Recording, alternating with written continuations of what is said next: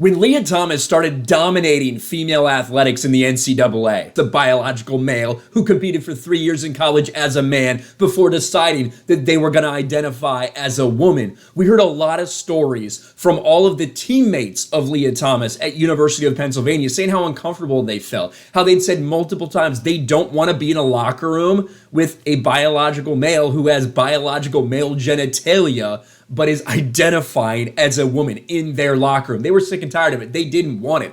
Well, now more people are coming out and talking about that. Specifically, Riley Gaines, one of the people who's been very outspoken about how unfair it was that Leah Thomas, a biological male, competed at the NCAA championships with them. And of course, she's the one who's pictured right here next to Leah Thomas. Female swimmer says she felt extreme discomfort sharing the locker room with Leah Thomas. A former NCAA swimmer who competed against Leah Thomas says she experienced extreme discomfort while sharing a locker room with the transgender swimmer.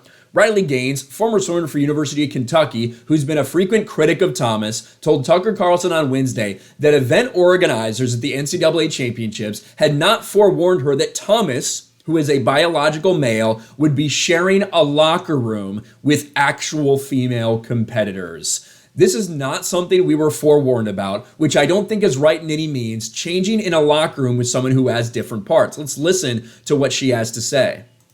In any means, changing in a locker room with someone who has different parts.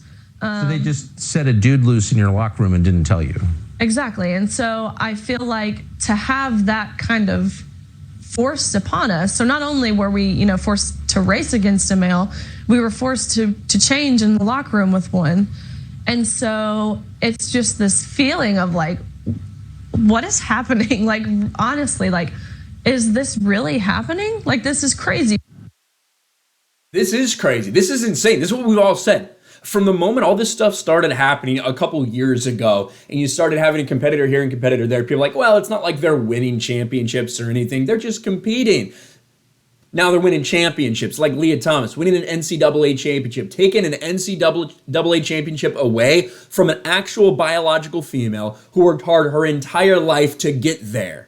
Leah Thomas does nothing of note as a man in swimming until they identify as a woman. Then all of a sudden, they start breaking records and winning NCAA championships. To have that person in the locker room with these women, with these girls, is absolutely disgusting. Truly 100% disgusting for the NCAA to force that on them.